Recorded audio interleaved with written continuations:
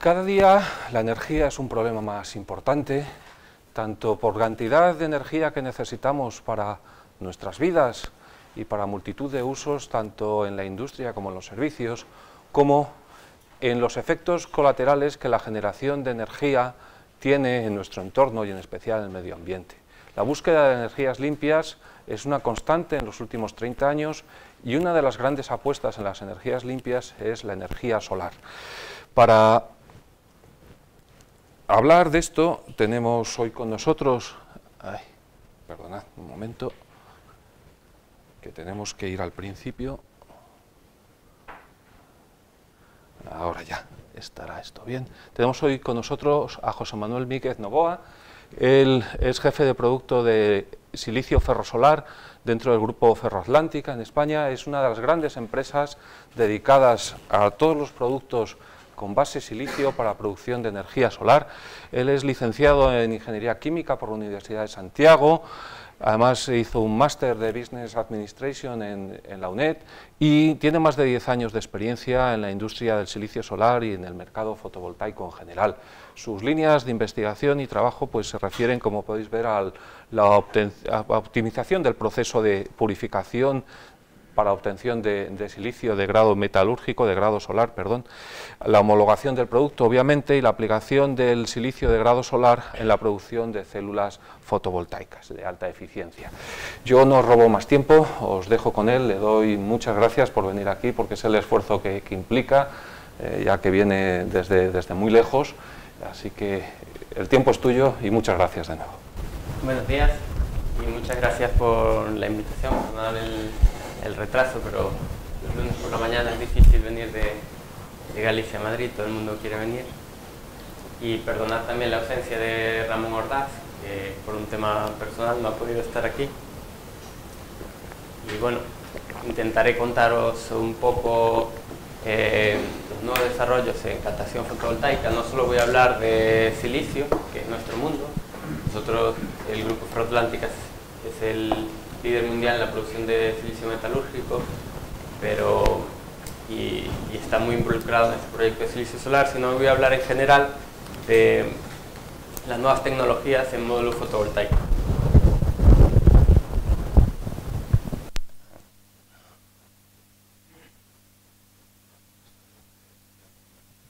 Se ha quedado hoy una...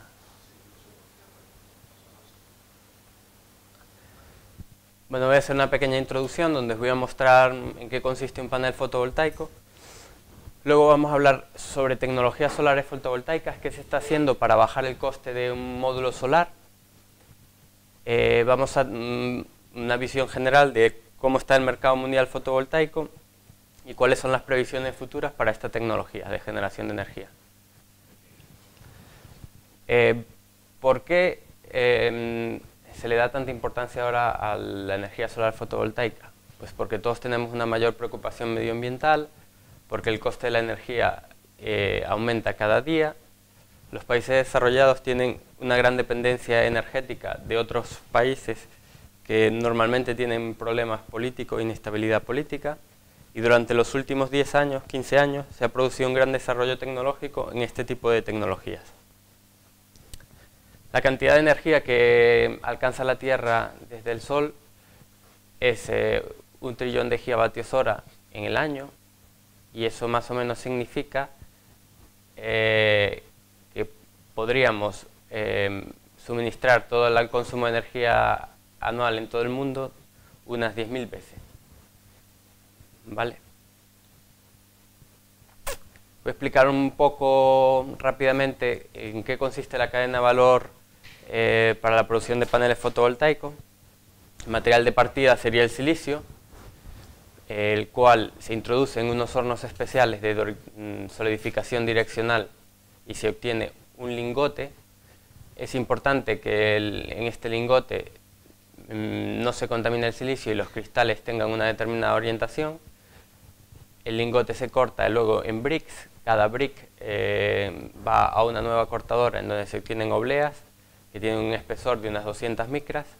Esas obleas se transforman en células, las cuales se unen en un módulo y luego instalamos el sistema.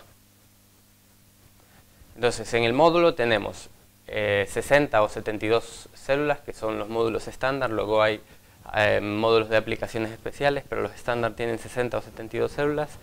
Tenemos un cristal de vidrio templado, una capa de EVA por arriba y por debajo de las células. Esas capas de EVA se laminan a 150 grados para que la célula quede encapsulada.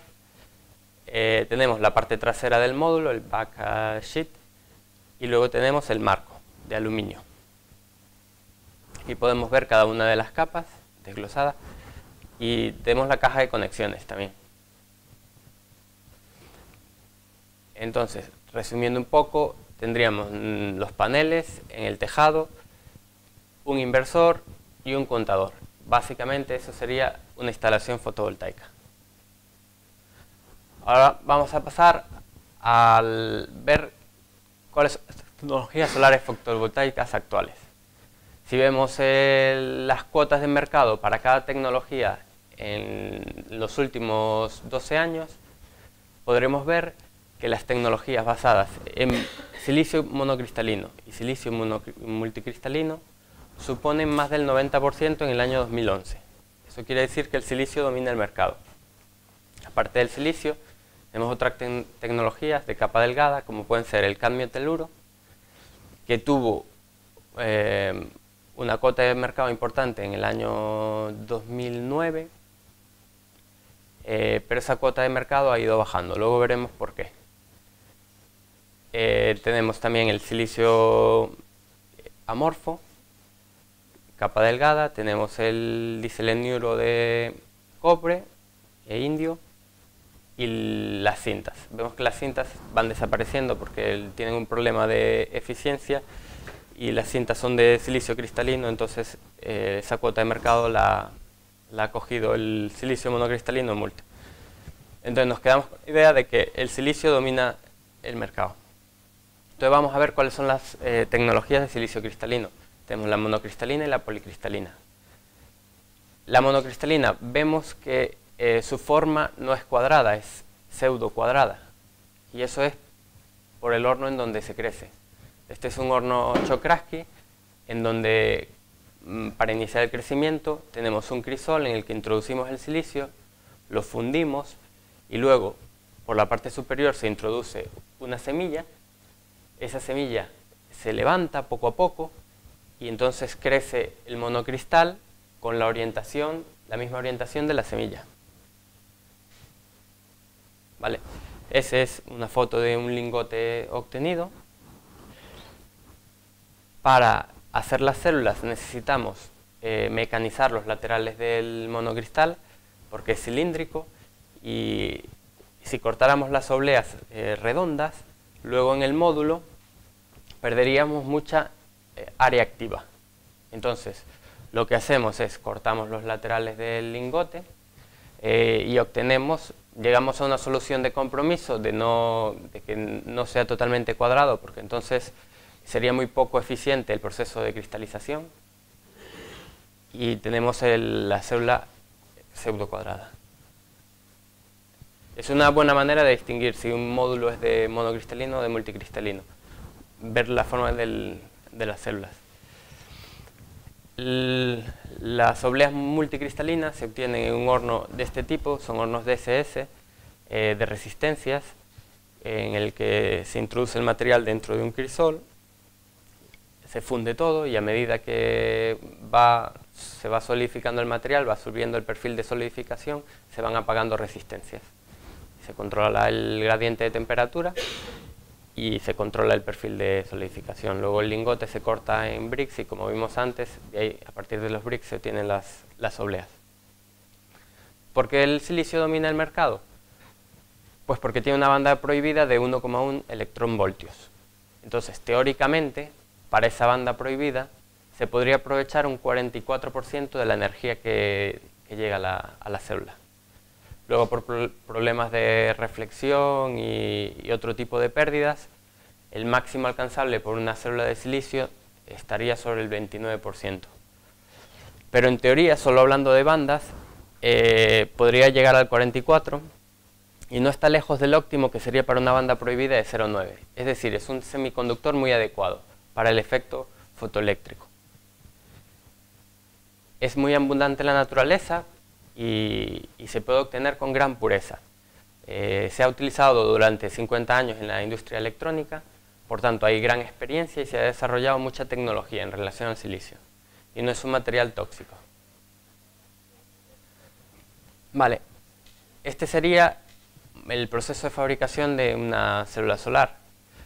Partiríamos de la oblea de silicio que hemos cortado. Lo primero que tenemos que hacer es lavarla, porque al venir del corte hay restos de propio silicio, de carburo de silicio, del hilo de acero. Entonces, primero se lava y luego se somete a un proceso de texturización que consiste en crear en la superficie unas pirámides que permitan aumentar la absorción del material, de la luz, para evitar la reflexión. Luego formamos la unión PN con un dopaje con fósforo. Luego esa unión PN se forma por la deposición de un glass de fosforosilicato, el cual luego hay que eliminar, y a continuación hacemos una deposición de nitruro de silicio, que es una capa antirreflectante también para disminuir la reflectividad de la oblea. Esta capa suele tener entre 80 y 90 nanómetros y se deposita por CVD. Luego depositamos la metalización, la impresión de la metalización por la parte delantera y la parte trasera de la célula. Hacemos el recocido para que la metalización penetre. Luego aislamos la célula, todo el borde, y luego medimos el resultado.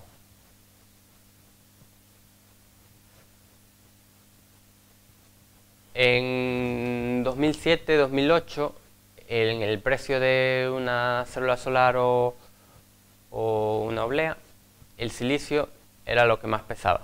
Y era porque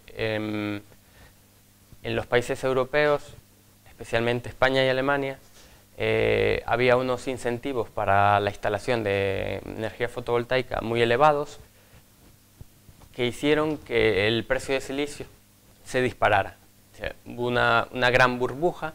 En ese momento todo el mundo quería invertir en la producción de silicio solar. Mucha gente sin tener ninguna experiencia, y eso, claro, ha tenido consecuencias, y ahora mismo hay muchas empresas que se gastaron ingentes cantidades de dinero en plantas de producción en Estados Unidos y en China, y ahora mismo están paradas y probablemente nunca vuelvan a arrancar. Y hay una gran sobrecapacidad de silicio en estos momentos. Por eso el precio ha caído desde el máximo de 400 y ahora mismo está en valores inferiores a $20 por kilo, que según todos los estudios están por debajo del propio coste de producción. Entonces, en 2008 el silicio era un gran problema, pero ha bajado mucho el precio y hoy no lo es tanto. Dentro del precio del módulo, actualmente 0,69 euros por vatio, la oblea representa el 36,5%, la fabricación de la célula un 17,4% y el módulo un 46,1%. Vale, eso significa que la oblea a 25 céntimos de euro representa el 68% de la célula y el 37% del precio de venta del módulo. Es decir, la oblea sigue siendo importante dentro del coste del módulo. Pero además, si desglosamos el coste de la oblea, el 40% es el silicio, el 27% la cristalización y el 33% el corte. Eso nos dice que el silicio sigue representando un 15% del coste del módulo, es decir, sigue siendo importante. Vale, a pesar de que ha bajado mucho el precio del silicio, sigue teniendo una importancia relativa dentro del precio del módulo. Vale, ¿cómo podemos seguir disminuyendo el coste de la energía fotovoltaica? Pues investigando y trabajando en las nuevas generaciones de células fotovoltaicas. Tenemos las células fotovoltaicas de segunda generación, las de silicio son las de primera generación, veremos cuáles son las de segunda generación, veremos las de tercera generación, pero también podemos seguir haciendo más competitiva la energía fotovoltaica bajando el precio del silicio. Entonces aquí tenemos dos alternativas: reducir coste en los procesos conocidos o el UMG, que es el silicio solar obtenido por vía metalúrgica, y es al que se dedica la empresa Ferroatlántica. Y otra vía es el aumento de la eficiencia, muy importante. En cuanto a las células de segunda generación, tenemos el selenurio de cobre y de indio. En este tipo de célula, la empresa más importante en el mundo actualmente es Solar Frontier, que es una empresa que la fabricación la tiene localizada en Japón, y alcanza unas eficiencias que el promedio ronda el 12,6%. Luego tenemos también el diselenuro de cobre, indio y galio, que la empresa más conocida es Solibro, que pertenecía antes a la empresa alemana Qcells, pero como entró hace unos meses en bancarrota, ha sido comprada por la empresa china Hanergy. Y las eficiencias son muy similares a las anteriores, 12,8% de eficiencia en promedio. Vale, luego tenemos el teluro de cadmio, de Fersolar, es la empresa más importante. De hecho, es una empresa que ha tenido mucho éxito porque ellos empezaron en 2002 con células de baja eficiencia, 7%, pero mejoraron rápidamente y llegaron al 11,5% muy rápido, y sus costes eran muy bajos. Entonces fueron muy competitivos, sobre todo en la época en que el silicio era muy caro. Fueron muy competitivos, crecieron mucho y ganaron mucho dinero. Ahora la eficiencia de promedio de su módulo es el 12,2%.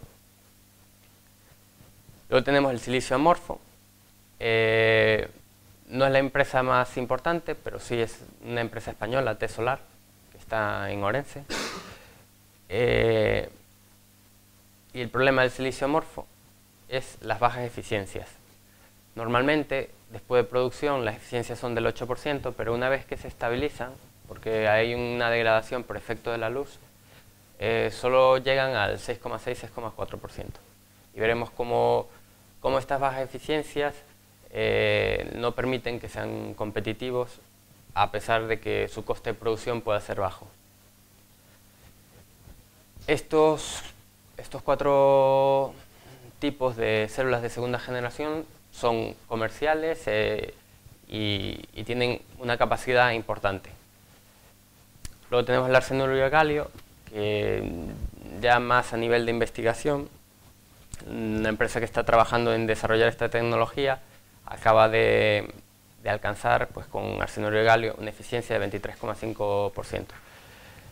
Se pueden alcanzar eficiencias muy altas, el problema es que el coste es bastante elevado, porque hasta ahora las tecnologías de arsenuro de galio necesitaban la deposición de unas capas bastante gruesas, unas 40 micras, y el galio es muy caro. Pero esta empresa, Alta Devices, está desarrollando una nueva tecnología que solo necesitan una micra, y entonces creen que pueden ser competitivos. Luego tenemos las células de tercera generación, que estas ya no son comerciales, están en fase de desarrollo y están todavía mostrando su potencial, ¿no? Ellas buscan, por un lado, o bien incrementar mucho la eficiencia de la célula y también producción a bajo coste.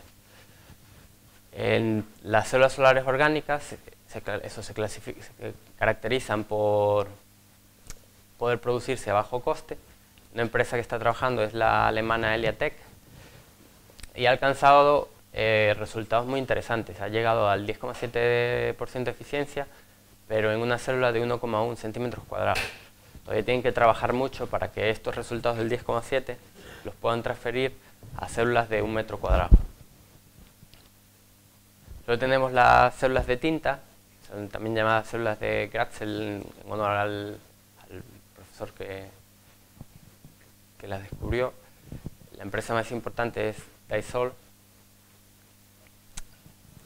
Y como podemos ver, su eficiencia depende de la radiación y suele estar sobre el 6-7%.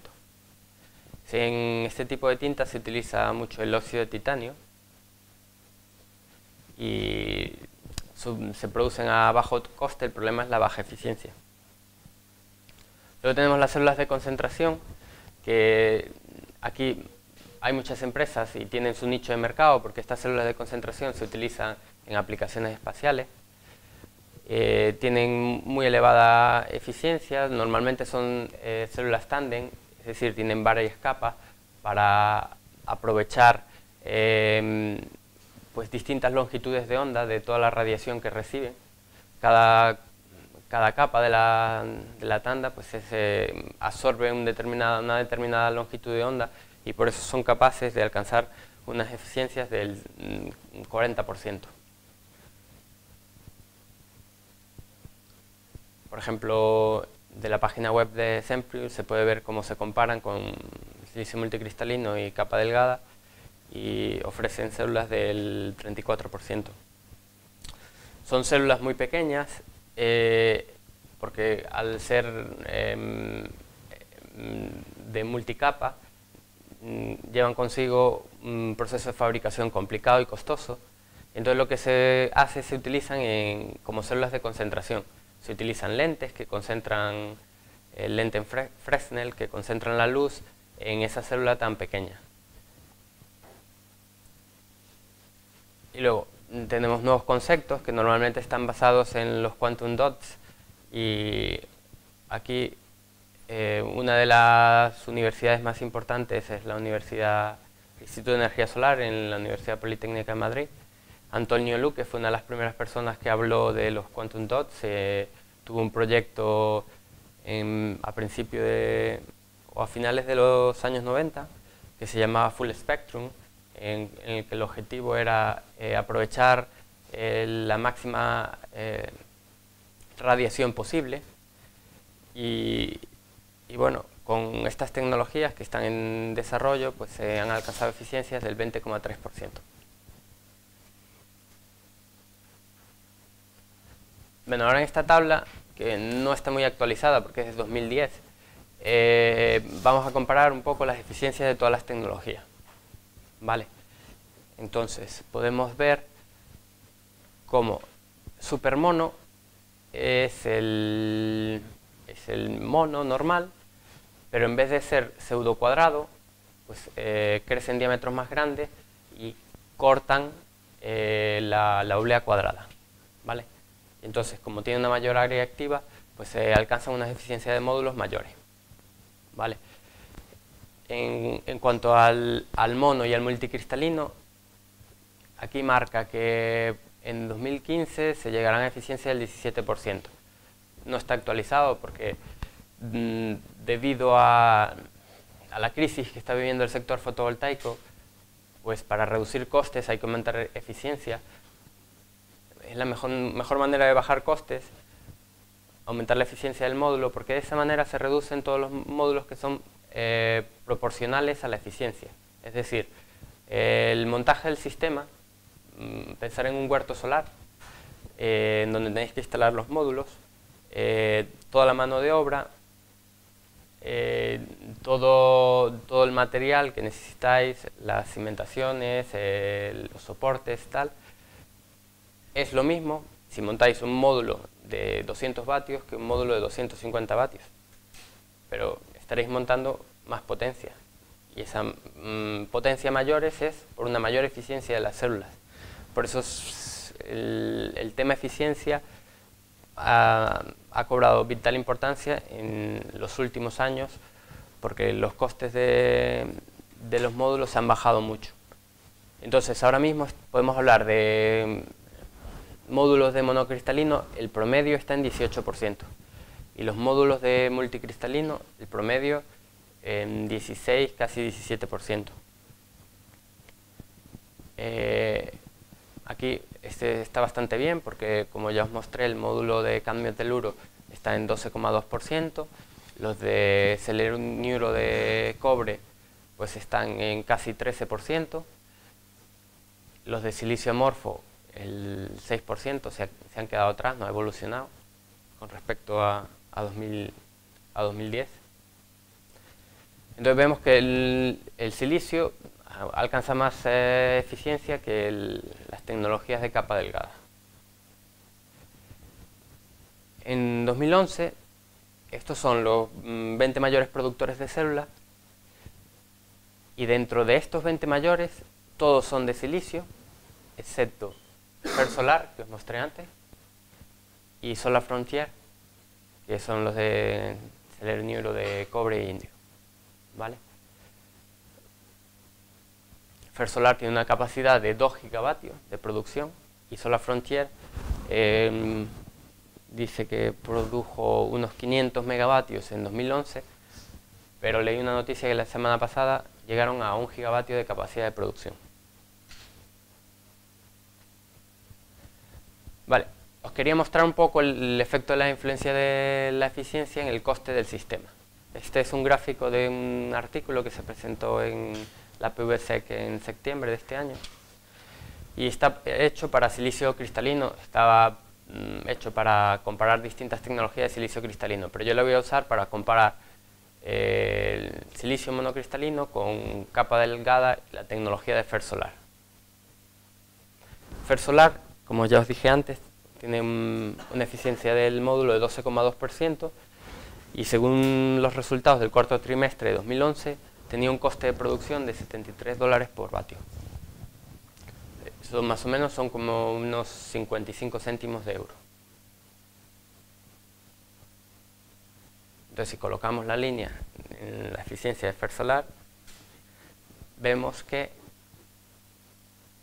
el coste de instalación del sistema son 65 céntimos de euro por vatio. Es decir, está en total 120 céntimos de euro. Y si lo comparamos con silicio de 18%, pues también estamos en 120 céntimos de euro por vatio. Eso quiere decir que Fersolar ha perdido buena parte de su ventaja competitiva. Ya vimos las células de segunda generación, vimos las células de tercera generación. Ahora vamos a ver cómo podemos obtener un silicio más barato para seguir bajando el coste de las instalaciones. Entonces, el proceso de producción actual, el más común, es el Siemens, el proceso Siemens, que usa triclorosilano, y un proceso de cloración con convertidores. Actualmente las nuevas plantas que se instalan utilizan hidrocloración, que ya veremos un poco la diferencia, es muy pequeña, porque los reactores de hidrocloración se pueden construir a una escala mayor, es decir, se pueden construir reactores de 5.000 toneladas, mientras que los normales de cloración y sobre todo la parte de hidrogenación de los primeros, solo se ha llegado hasta 500 toneladas. Luego tenemos los reactores de lecho fluido, que utilizan silano. Luego un nuevo concepto, que sería utilización del reactor Siemens, pero utilizando silano. Ya veremos la ventaja del silano con respecto al triclorosilano. Tenemos otro nuevo concepto, que es la utilización de lechos fluidos, pero con triclorosilano. Y luego el UMG. Vale, este sería el proceso Siemens. Tendríamos un reactor de lecho fluido en donde entra el silicio metalúrgico y el ácido clorhídrico. Se obtiene triclorosilano, el triclorosilano se destila y se purifica en unas columnas de destilación, y luego el triclorosilano ultrapuro obtenido se lleva a un reactor Siemens, donde hay un filamento a una temperatura de 1200 grados y se produce la descomposición del triclorosilano y se obtiene el silicio de alta pureza. Vale. Hay un subproducto de la reacción que se separa en las columnas de destilación, que es el tetracloruro de silicio, el cual hay que hacerlo reaccionar con hidrógeno para obtener más triclorosilano y aumentar el yield del proceso. Ese sería el resumen del proceso. Voy a pasarlo. Esto sería el filamento antes de la descomposición y luego con la deposición de silicio. Entonces esto sería una fotografía de cómo se deposita el silicio en los filamentos. Luego eso es un proceso discontinuo. Hay que abrir el reactor, quitar todas las barras de polisilicio y se machacan y se limpian. Y entonces eso va para la industria electrónica o para la industria solar. Vale. Tenemos también la tecnología del lecho fluido, en el cual se alimentan unas semillas a un reactor y esas semillas de silicio crecen, ¿vale? Metemos unas bolitas pequeñitas y nos salen unas bolas más grandes. ¿Cuál es la ventaja? Que utilizamos silano y el silano se descompone a 800 grados en lugar de 1200. Entonces la eficiencia, el consumo específico de energía en el proceso es mucho menor, ¿vale? Entonces por eso hablamos de una pared fría en este caso. Aquí tenemos los dos procesos y el producto obtenido, la forma del producto obtenido. En aquel caso sería silicio granular. El proceso Siemens permite obtener silicio de calidad suficiente para la industria electrónica y solar. Veremos cómo para el granular el silicio solo vale para solar, no vale para la electrónica, no tiene calidad suficiente. Este proceso pues, tiene más de 50 años de experiencia y es la tecnología más extendida y con la que se produce la mayor cantidad de toneladas hoy en día. El silicio granular tiene menor calidad, su forma granular dificulta su uso, luego veremos por qué. La construcción de una planta tiene mayores costes de capital. De momento solo hay una empresa que domine esta tecnología y que la utilice para producción a gran escala. Y entonces hay unas ciertas barreras para la entrada a la producción con esta tecnología, aunque hay alguna empresa que ha anunciado alguna planta piloto para empezar a trabajar con esta tecnología. Y la ventaja es que los costes de operación son menores porque el consumo de energía es mucho menor. Vale, el problema que tiene es que no se puede utilizar. La empresa que ha desarrollado esta tecnología es REC, que es una empresa integrada. Ellos producen el silicio y luego tienen en Singapur tienen una planta de producción donde fabrican las obleas, las células y los módulos. Y estuve hablando con una persona hace 2 semanas de esa empresa y me comentaba que ellos no podían utilizar 100% silicio granular. Necesitaban comprar en el mercado silicio Siemens. La razón es, uno, una menor pureza, y dos, que el grado de llenado del crisol es mucho menor si utilizamos partículas esféricas pequeñas. Entonces necesitan partículas de distintos tamaños para aumentar la compactación del crisol y producir más obleas en cada crecimiento.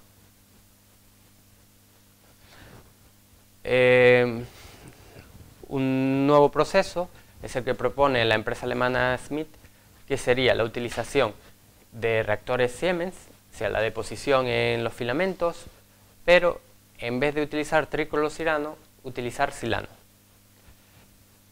Vale. El silano tiene la desventaja con respecto al triclorsilano, que es muy explosivo y su manejo es complicado. Pero eso tiene la ventaja que su descomposición es a menor temperatura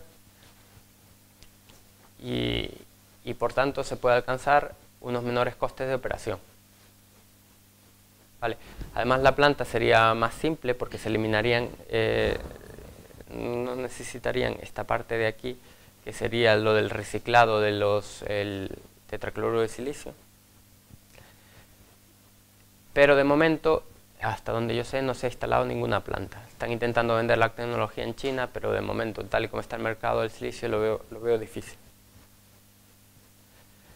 Otro nuevo proceso que se está probando es el que propone la empresa española Silicon, que consistiría en la utilización de un reactor de lecho fluido, pero en lugar de utilizar silano, utilizar triclorsilano.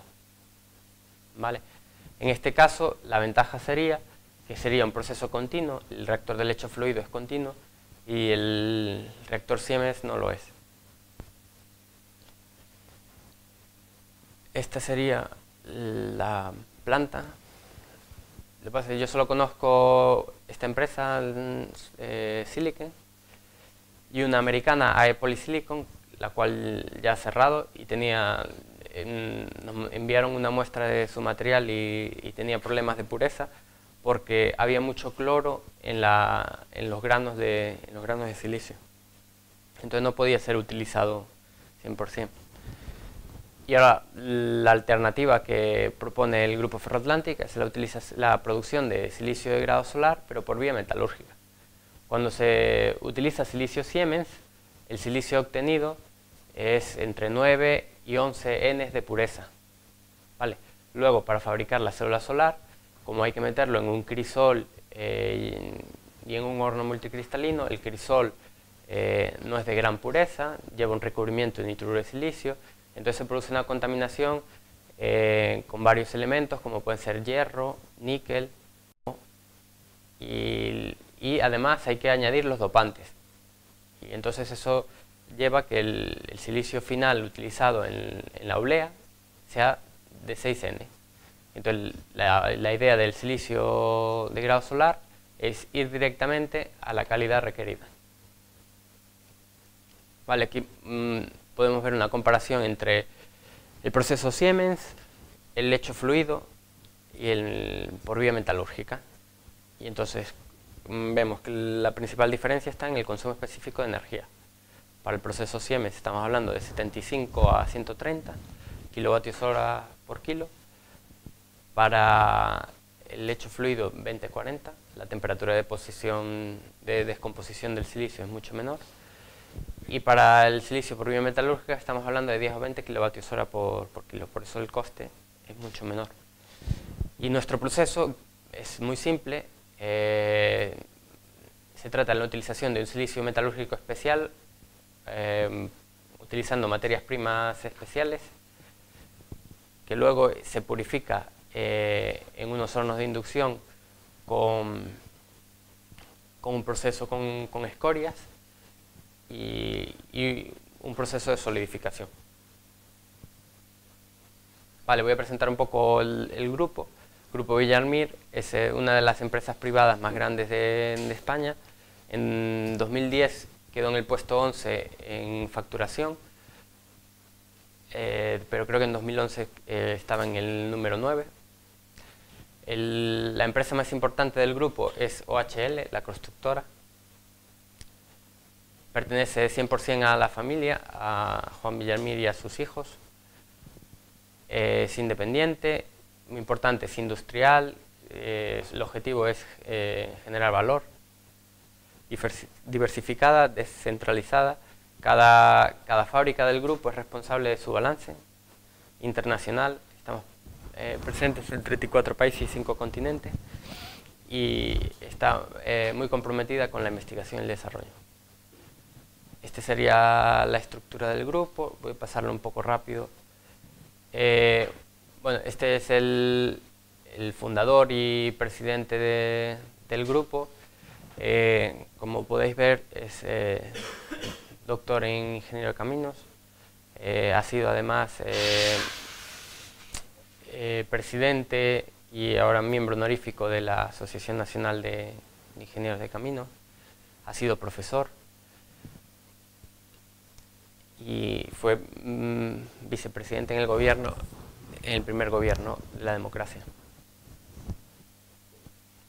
Las ventas del grupo pues, son en torno de los 8.000 millones de euros y tiene unos 21.000 empleados. Estamos presentes esta está un poco vieja esta diapositiva, en 34 países, en los 5 continentes. Y este es el Grupo Ferroatlántica. El Grupo Ferroatlántica se dedica a la producción de ferrorelaciones. La más importante es el silicio, pero también producimos sílico-manganeso, ferromanganeso, ferrosilicio. Pero en silicio somos el número 1 a nivel mundial. Tenemos el 14% de capacidad de producción. Vale. hay 45 hornos con una capacidad de 1079 megavatios hora. La producción es superior a 1 millón de toneladas año. Todas las ferroaleaciones en silicio sería unas 260.000 toneladas año. El grupo dispone de una gran capacidad tecnológica, tiene un departamento de I+D en la fábrica de Samón en Galicia, y que ha invertido muchos recursos en el desarrollo de este proceso para el silicio de calidad fotovoltaica. Además tiene explotaciones de cuarzo, una mina muy buena en Santiago de Compostela, y ahora mismo está lanzado en el proyecto de la construcción de la mayor fábrica del mundo, de silicio del mundo en China, de 128.000 toneladas por año. El Grupo Ferroatlántica tiene como 3 divisiones: las fábricas que producen las ferroaleaciones, el grupo de investigación y la minería del cuarzo. Esta sería la estructura del Grupo Ferroatlántica. Tenemos 5 fábricas en España, 6 fábricas en Francia, una fábrica que está operativa en China, esta es la que se quiere construir, una fábrica en Venezuela y 2 fábricas en Sudáfrica. Esta sería la fotografía de las fábricas gallegas. Esta es la de C en Finisterre, Dumbría en Finisterre, y esta es la de Sabón en Arteixo, Coruña. Vale, Ferroatlántica I+D es una sociedad creada en 1995, concentra la investigación tanto en España como en Francia, coordina actividades con el I+D de todo el grupo Villarmir, con las otras empresas Fertiberia o HL. Los ingresos proceden de la venta de tecnología al exterior. A finales de los años 90 se desarrolló el electrodo ELSA, que es una tecnología para la producción de los electrodos para la producción de silicio. Y esos electrodos los han vendido en prácticamente todas las fábricas de Occidente, y el 50% de la producción mundial se realiza con este electrodo. Es el electrodo, las patentes, se ha transferido a países como Canadá, Sudáfrica, Noruega, Australia o Francia. Y más del 50% de la producción mundial se hace con esta tecnología. Otro gran desarrollo de Ferroatlántica I+D ha sido la microsílice. Hace 20 años el subproducto que se tenía en las chimeneas de las fábricas de silicio no se utilizaba, se apilaba, se gestionaba de otra manera, más bien suponía un problema medioambiental, y a partir de ahí se desarrolló, se buscaron aplicaciones. Se vio que podía tener aplicaciones en hormigones de alta resistencia y refractarios. Por su finura es un material tecnológico de primer nivel, y se ha creado un mercado importante en España, e incluso se exporta este producto. Es un producto que da beneficios, no crea un problema medioambiental. Otro proyecto es la colada en placa de cobre, que se utiliza para producir el silicio para el mercado químico, para las siliconas, y permite obtener un silicio muy homogéneo porque la solidificación en la placa es muy rápida, entonces no permite la segregación de impurezas. Vale, en los últimos, de 2008 a 2010, se han invertido 20,2 millones de euros en investigación en Ferroatlántica, en Grupo Ferroatlántica, de los cuales 14,3 se han dedicado al proyecto de silicio solar.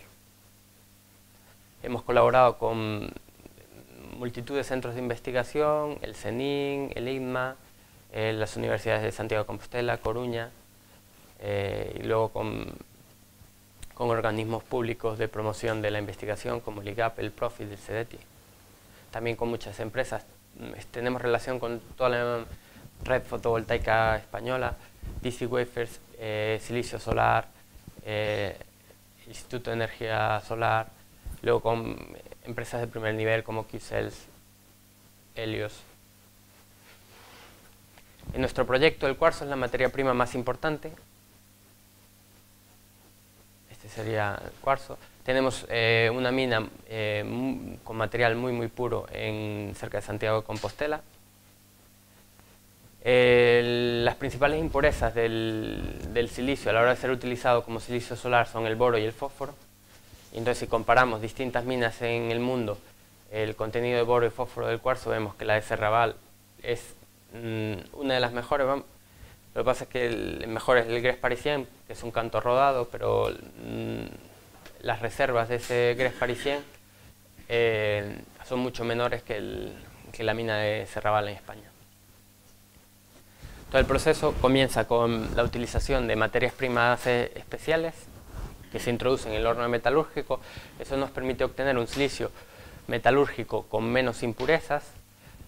Ese silicio todavía líquido en la cuchara de fabricación se somete a un proceso con gases y con aditivos escoria para bajar aún más las impurezas, y de ese modo se obtiene un silicio que va a la planta piloto de silicio ferrosolar, que tiene 5 ppm de boro y 4 ppm de fósforo, y los metales por debajo de 500 ppm. Vale. Esta sería la reacción global dentro del horno de metalúrgico. El cuarzo, que es el SiO2, reacciona con el reductor, que sería la hulla o el carbón vegetal, se obtiene silicio y CO2. Luego hay unos intermedios en el horno, que sería el SiO, que es la microsílice, carburo de silicio, y CO, que se oxida luego a CO2.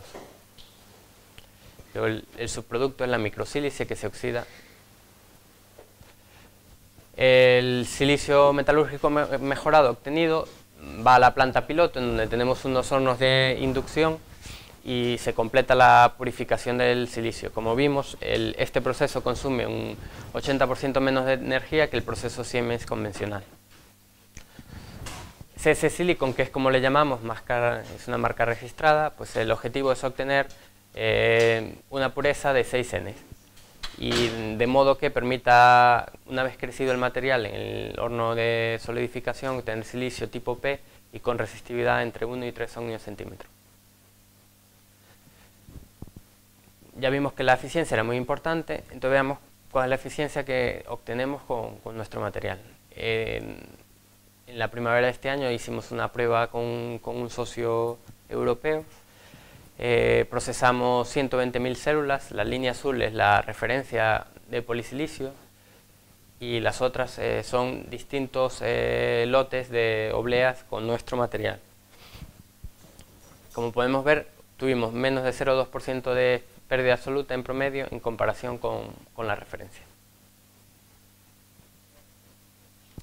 Este fue el primer módulo que se produjo en colaboración con la empresa DC Wafers y Pegafersa, y por tanto era un módulo 100% español. Era un panel totalmente comercial de 225 vatios y iguales rendimientos a los del polisilicio. Ahora este módulo está instalado en la Universidad de Salamanca, donde se están haciendo medidas de comparación del rendimiento con un módulo de polisilicios obtenido por el proceso Siemens.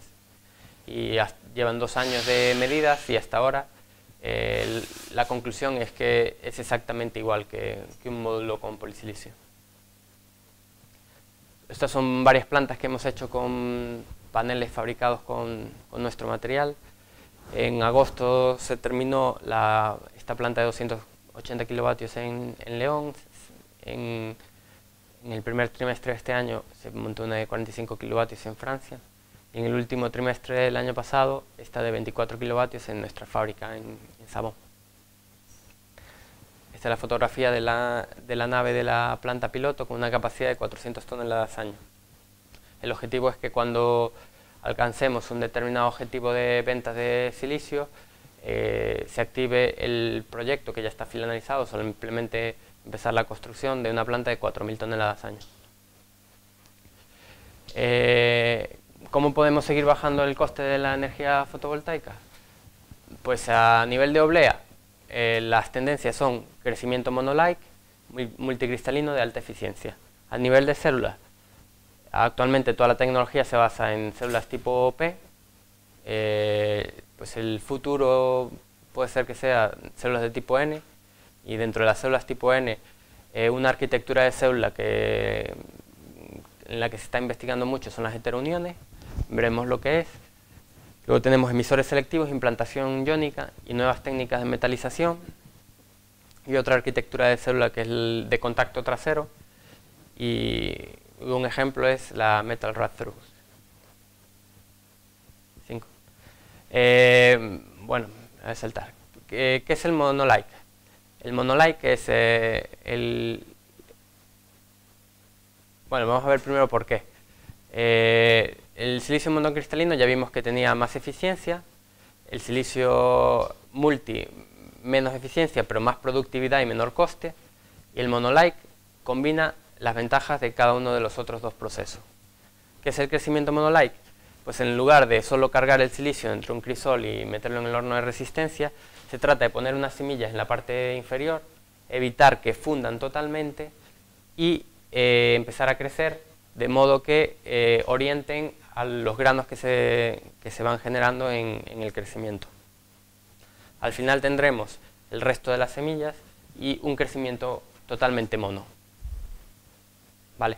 Este sería el diagrama de tiempo de vida de un crecimiento multi y este de un crecimiento mono.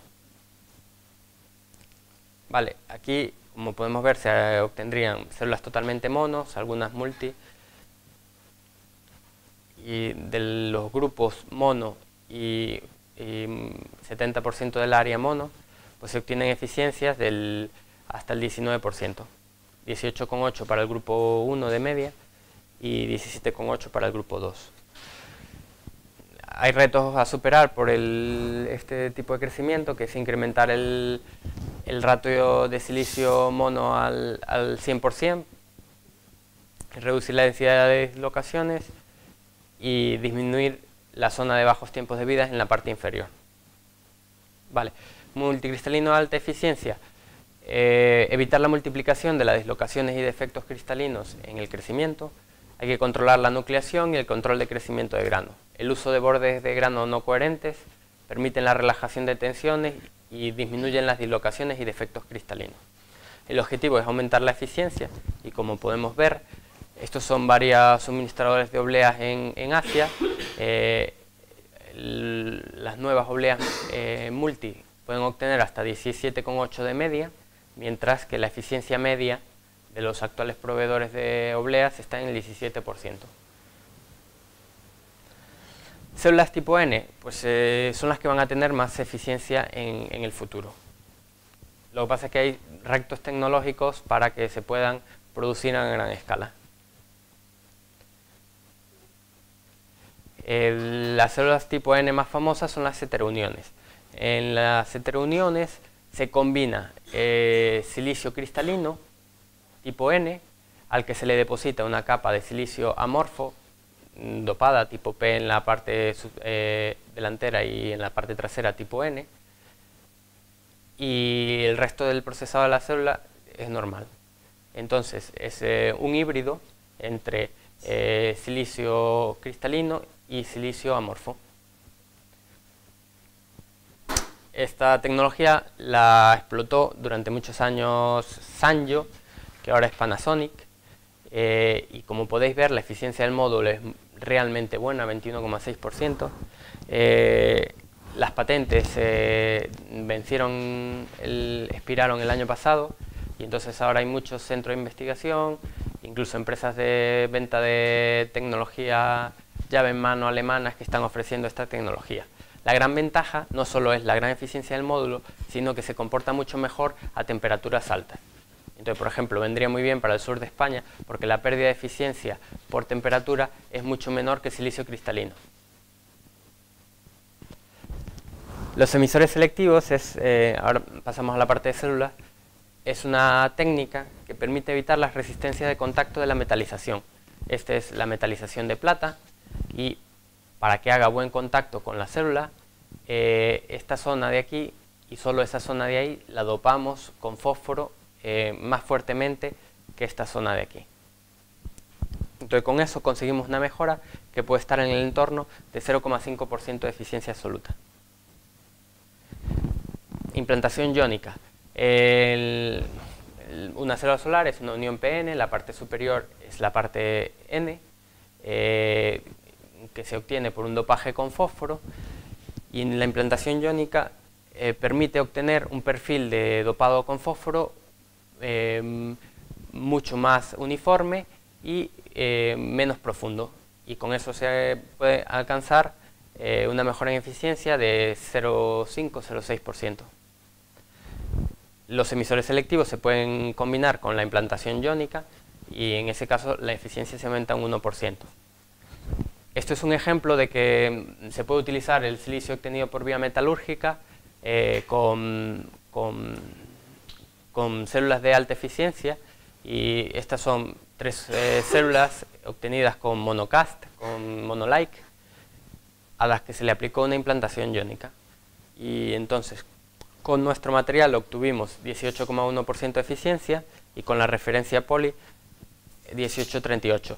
La diferencia es que este fue el primer crecimiento monolike que realizamos con la empresa DC Wafers. Entonces ellos no eran expertos todavía en esa técnica de crecimiento y nosotros tampoco les suministramos el mejor material para obtener una resistividad adecuada. Y entonces la resistividad aquí es más baja, hay que tenerlo en cuenta al comparar las eficiencias. Luego, nuevas técnicas de metalización. La técnica actual se basa en pantallas, screen printing. Es una técnica de contacto, puede provocar la rotura de la oblea y al ser de contacto limita el espesor mínimo procesable. El factor de sombra es alto, o sea, los dedos tienen 90 micras, se pierde eficiencia porque hay la reflexión de la luz. Y se supone un gran consumo de pastas que están basadas en plata, y la plata hoy en día está muy cara.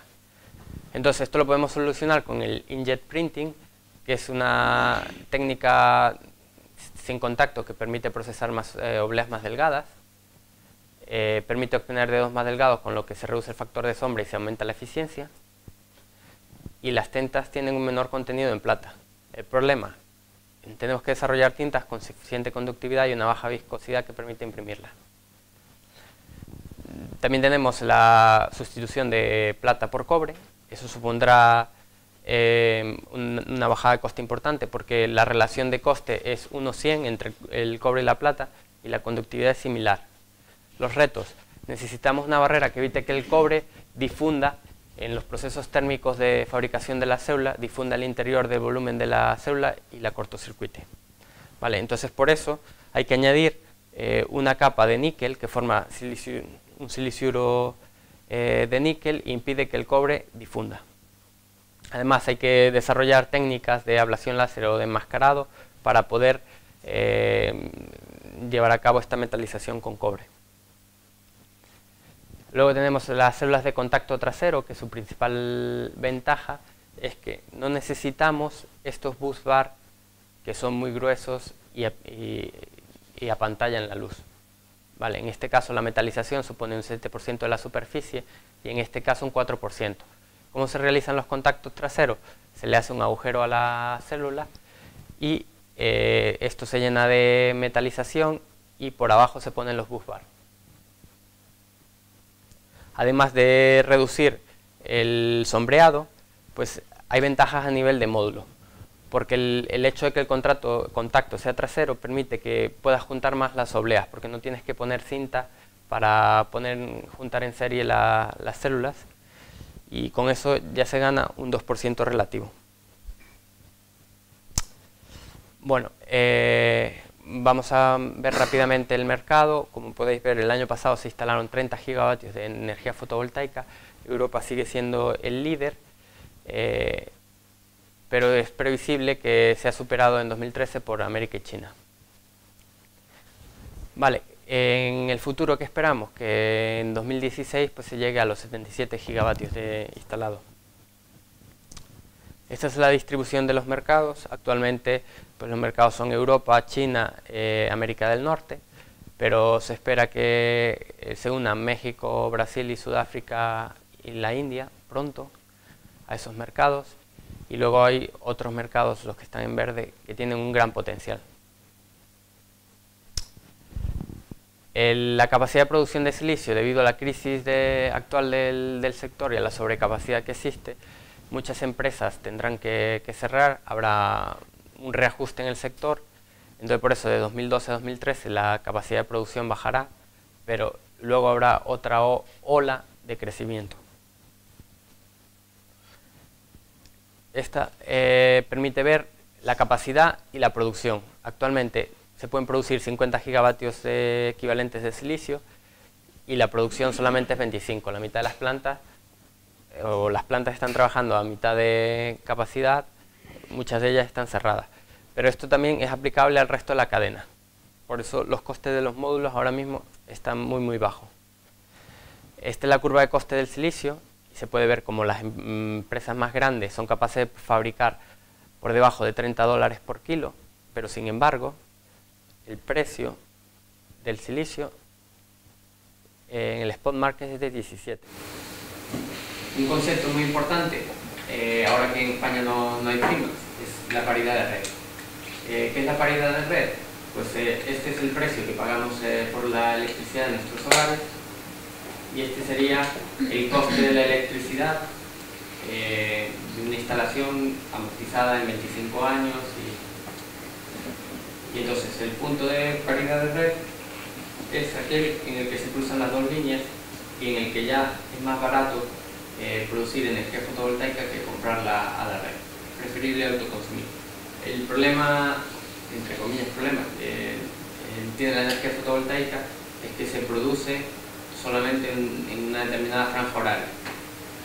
Entonces, aquí es donde es necesario el concepto de net metering, consumo neto. Esta diapositiva lo que quería mostraros es que ahora lo que pagamos en casa es 20,8 céntimos de euro por kilovatio hora. Estos son datos de 2011. Ahora mismo, con la subida del IVA y los impuestos, y probablemente estemos en 24 céntimos por kilovatio hora. Y entonces hice un pequeño cálculo, fui bastante conservador, una instalación 2.200 euros por kilovatio pico instalado. Hice el análisis en Santiago de Compostela y en Madrid, donde en Santiago de Compostela la irradiación es 1.300 kilovatios hora por kilovatio pico y en Madrid 1.600 kilovatios hora por kilovatio pico. Y eso nos daría un coste de 17 céntimos de euro por kilovatio hora en Santiago de Compostela y de 13,8 en Madrid. Podéis ver que es menos que los 24 céntimos de euro que estamos pagando actualmente. Necesitamos el balance neto, que consistiría en que nosotros producimos y cuando no consumimos se lo damos al distribuidor y luego ellos nos devolverían esa electricidad que le hemos dado, probablemente no al 100%, pero en parte, por la noche cuando nuestra instalación no produce. Y para que os hagáis una idea de este punto de paridad de red se ha alcanzado, os muestro aquí una tabla con los proyectos que se han anunciado de construcción de plantas fotovoltaicas en primas. ¿Vale? Son capacidades importantes. La puesta en marcha es tan pronto como el año que viene o en 2014.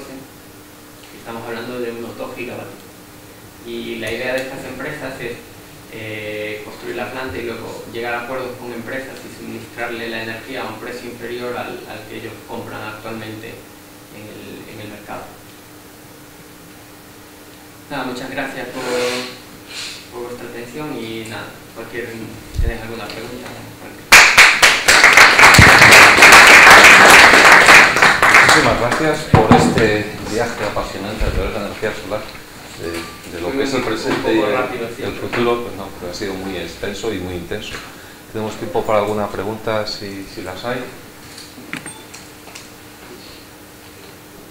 Yo te quería preguntar, más que nada porque estamos cercanos, el silicio de grado solar metalúrgico, ¿cuánto supone el ahorro económico a la hora del porcentaje a la hora de producción? A la hora de producción, pues como vimos en las diapositivas, el coste del proceso Siemens, si incluimos todo, la amortización y los gastos financieros que incurre una empresa cuando monta una instalación de este tipo, estamos hablando de $40 por kilo. Mientras que en nuestros cálculos es que cuando tengamos una instalación de unas 4.000 toneladas por año, podremos estar en las $15 por kilo, entre 15 y $20 por kilo. Interesante. No sé si hay alguien más que quiera preguntar. Sí, te paso un momento el micrófono. Gracias. Hola, buenos días, mi nombre es Luis Dávila. Quería preguntarte cuál es el grosor de las células que vosotros fabricáis. El grosor de las obleas ahora mismo lo limitan las técnicas de corte y las técnicas de procesamiento de células, y está en 180 micras, 200, pero bueno, la media es 180. La idea es que en el futuro se reduzca este espesor, pero para ello hay que desarrollar cierta tecnología para evitar la rotura de la oblea. Vale. El objetivo es que en 2020 el espesor de la oblea sea 120 micras. Hay que aprovechar el silicio, como vimos, que representa actualmente un 15% del coste del módulo, y el mero hecho de reducir el espesor de la oblea ya supondría un ahorro en el coste total del módulo. Muchas gracias. Dos preguntas, una más concreta y otra un poquito más general. La primera es el tema de qué futuro tiene el tema del arseniuro de galio. Yo trabajo en galio y efectivamente es muy caro. Entonces, ¿qué futuro tiene realmente? Yo creo que va a tener un gran futuro, sobre todo en células de concentración. Son células tándem de alta eficiencia. El problema es que tienen que alcanzar una escala suficiente para demostrar pues, costes, y luego que el sistema tiene una producción estable, y de momento es una tecnología que está empezando, está en pañales. ¿Vale? Hay poca capacidad instalada en el mundo. Bueno, comentabas que era fundamental reducir el espesor. Sí. Hasta el momento, eso es para... Yo cuando hablaba de las concentraciones estaba hablando de las tándem que tienen varias capas, y una de ellas es el arseniuro de galio normalmente. La que comentabas tú era la empresa Alta Devices, que tiene una tecnología para fabricar la célula utilizando solo una micra de arseniuro de galio. De momento ellos no comercializan... No. ¿Y la técnica, sabes cuál es? No. Y luego ya más general, el panorama no es muy halagüeño, por lo que comentas de la fotovoltaica. El panorama no es muy halagüeño para las empresas que producen paneles fotovoltaicos, pero las que están ganando mucho dinero son las instaladoras. Sí, porque claro, el módulo en estos momentos es muy barato, y las empresas instaladoras consiguen, en España no, pero hay otros países que sí tienen primas a las renovables. Y montan las instalaciones y son realmente los que tienen margen. Porque hay sobrecapacidad en el resto de la cadena, en la fabricación de silicio, en las obleas, en las células y en el módulo. Ahora mismo la capacidad de producción es el doble de la demanda de instalaciones. ¿No colaboráis con el CSIC? No. He visto muchas en su día, al principio no... del proyecto hicimos fusiones en el CENIM, que creo que es parte del CSIC. Sí, bueno, sí, es uno de los institutos. Sí. Es uno de los muchos institutos. Pues ahí tenía un horno pequeñito de 2 kilos. Y ahí empezamos a producir silicio. Sería buena idea a lo mejor empezar a colaborar. Gracias. Bueno, pues supongo que hay muchas más preguntas, pero creo que ya nos hemos extendido suficiente. Quiero agradecerte el esfuerzo por estar aquí, sobre todo el privilegio de tener una visión desde la industria, que no siempre es fácil en estos foros y en la Universidad de Centro Científico tenerla, porque nos aproxima mucho a lo que es la realidad y las necesidades presentes. Muchísimas gracias.